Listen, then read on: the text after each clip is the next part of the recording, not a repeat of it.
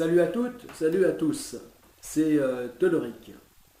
Alors, aujourd'hui, je veux vous faire part de mon choix électoral. C'est-à-dire que pour la première fois de ma vie, je ne vais pas voter. Je ne voterai pas ni au premier tour, ni au second. Alors pourquoi je ne voterai pas? C'est parce que j'en ai assez, vraiment assez. Ça fait quand même maintenant 30 ans que j'ai la majorité et donc que je vote. Et il se trouve que j'ai toujours voté par défaut, voté contre, plutôt que voter pour. Que j'ai voté pour virer un tel des politiques plutôt que pour en cautionner un autre. Voilà. Donc, bon, bien. Donc j'ai toujours fait comme ça et ben, jusqu'aux dernières élections présidentielles où l'on voit ce que ça a donné. Voilà. À avoir toujours dû choisir entre la peste et le choléra, on voit ce que ça a donné. Nous voyons maintenant le résultat. Voilà. Donc, là, c'est vraiment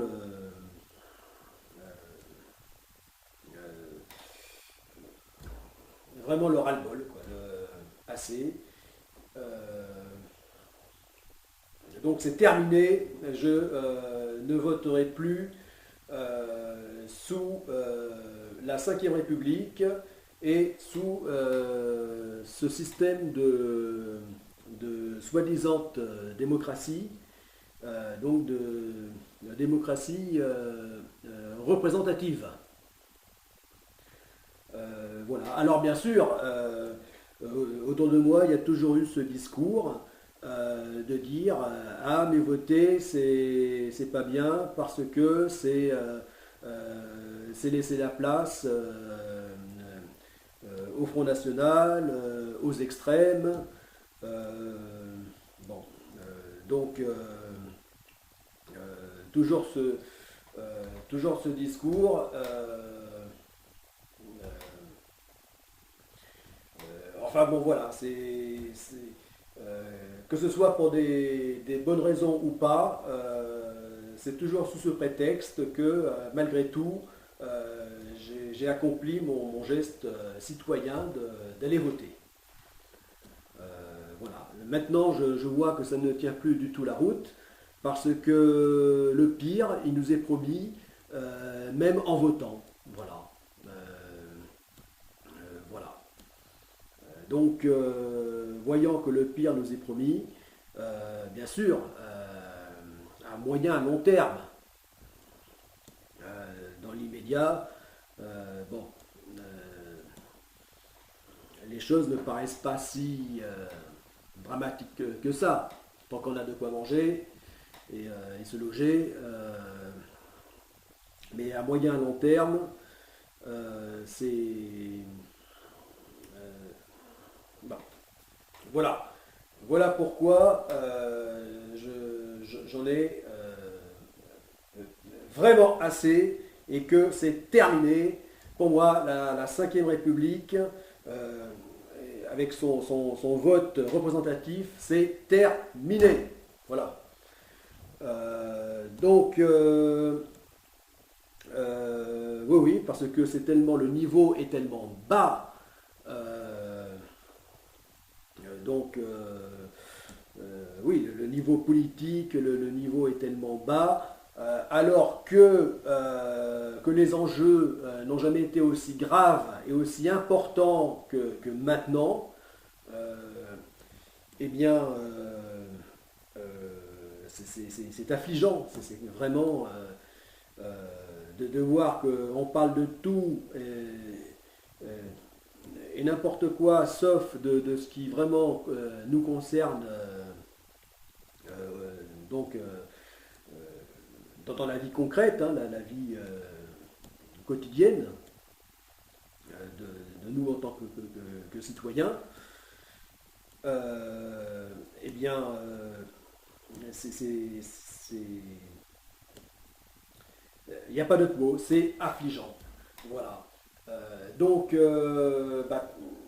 Voilà, donc on n'a pas entendu un seul mot, hein, et ça je le dis bien, de quels que soient les candidats, enfin en tout cas je dis les candidats, les principaux, hein, ceux que l'on entend, hein, je ne parle pas de tout petits candidats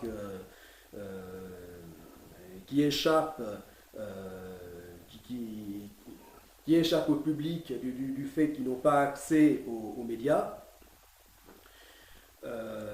Eh bien, voilà, donc les vrais sujets dont nous n'en avons pas entendu le moindre mot, le moindre débat, enfin le moindre sujet. Eh bien, par exemple, pour ce qui est de la géopolitique, donc la création des États-Unis d'Europe. Voilà. Là, à ce niveau, rien. Alors que c'est le seul projet qui pourrait donner une chance donc à nous, Européens, de nous en sortir. Voilà. Donc là, rien. Pour ce qui est de la vie plus locale, donc, donc la vie quotidienne, eh bien, il y a des lois absolument abjectes, vraiment injustes et abjectes, qui ne seraient jamais passées si justement nous étions dans une véritable démocratie, c'est-à-dire une démocratie participative, où c'est la population, hein, le peuple, qui vote directement ces lois. Voilà. Et donc jamais des lois aussi abjectes que, par exemple, le fait que des étrangers fortunés, hein, infiniment riches, viennent investir en France, eh bien, ne sont pas imposés sur la plus-value. Voilà, sur leur plus-value, ils ne sont pas imposés. Donc, ils viennent refaire un château, rénover un gratte-ciel. Donc, de la plus-value là-dessus, ils ne sont pas imposés. Alors que nous, simples citoyens, hein, monsieur et madame tout le monde, eh bien, dès qu'on fait refaire son appartement, sa petite maison, eh bien, on se trouve à fond imposé sur la plus-value. Voilà, donc, ou encore le permis à points. Voilà. Cette loi qui, sous couvert de la bonne cause de la sécurité routière, eh bien, en vérité, est une véritable injustice, puisque finalement, nous sommes des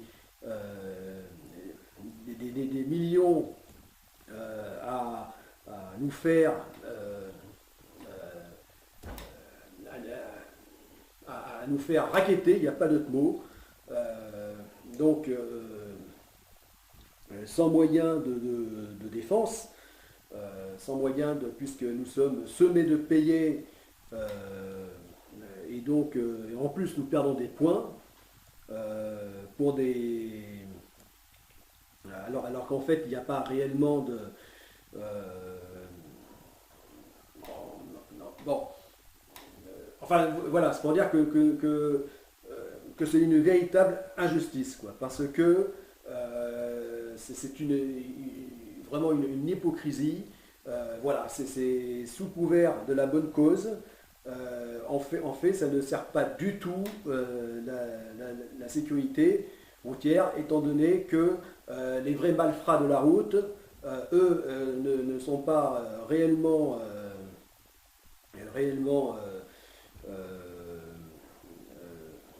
atteints par ces amendes, par ces pénalités, alors que un maximum de gens, hein, monsieur et madame tout le monde, eh bien, chaque année, et là je crois que maintenant ça concerne vraiment tout le monde, eh bien, n'échappe pas pour de tout petits écarts de vitesse ou vraiment, bon, n'échappe pas à tous ces points en moins aux amendes et à perdre leur permis. Enfin bon, c'est une honte. Voilà. Et toutes ces lois abjectes ne seraient jamais passées si c'était la population qui votait ces lois. Voilà. Donc c'est pour ça que c'est terminé, je ne voterai plus dans le système actuel. Voilà, c'est terminé. Voilà. Sinon, encore, justement, paradoxalement, eh bien, c'est au moment où je me résous, tristement à ne plus voter, voyant que ça n'a plus aucun sens, et que même pire, voter, donc si par le lointain passé c'était un acte d'émancipation, aujourd'hui voter c'est donner le bâton pour encore plus se faire battre. Voilà ce que c'est voter aujourd'hui en France. En tout cas, je parle pour ceux que je connais. Eh bien, justement, c'est parce que je prends cette décision, donc une vraiment triste décision de ne plus voter sous cette 5e République, que je me politise davantage qu'avant, lorsque je votais, maintenant, eh bien,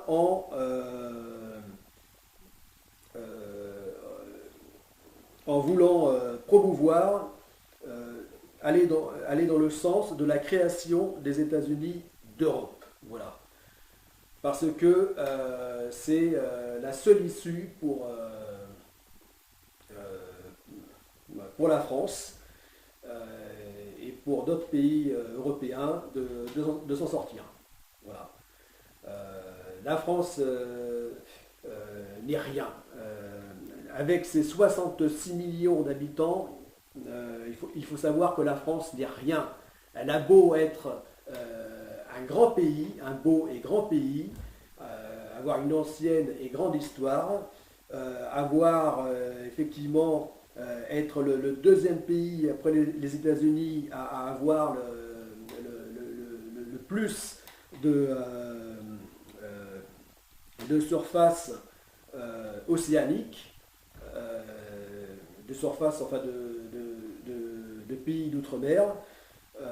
Donc, parce qu'effectivement la France elle fait 14 millions de kilomètres carrés, donc elle est en fait, on peut dire, par extension, elle est près de 30 fois plus grande qu'elle-même, hein, que la métropole. N'empêche qu'avec ses 67 millions d'habitants, elle ne représente qu'un 112e de la population mondiale. Et qu'est-ce que c'est que un 112e? Mais ça n'est rien du tout. C'est-à-dire que démographiquement, la France, elle n'est rien. Elle ne pèse rien. C'est peanuts par rapport donc à la population mondiale. Donc Donc c'est pour ça que, et même pire, imagine que là nous sommes donc à 7 milliards et demi d'habitants aujourd'hui dans le monde, enfin d'êtres humains, et bien donc la croissance annuelle, le surplus qu'il y a d'humains par rapport à l'année précédente, eh bien c'est 90 millions de personnes. 90 millions de personnes, c'est-à-dire plus que la population française elle-même. Donc, comment imagines-tu que la France puisse peser dans le monde? Donc, le seul moyen pour qu'elle puisse peser, eh bien, c'est en étant par extension donc avec ces autres pays européens, autres pays donc mitoyens, donc à un demi-milliard d'habitants, à 400-500 millions d'habitants. Voilà, et donc là, bah oui, un demi-milliard d'habitants sur 7 milliards et demi, effectivement, là par extension européenne, la France aura plus de poids. Voilà. Voilà. Donc, et ça n'est même pas évoqué par aucun politique. Voilà. Voilà. Donc, voilà pourquoi,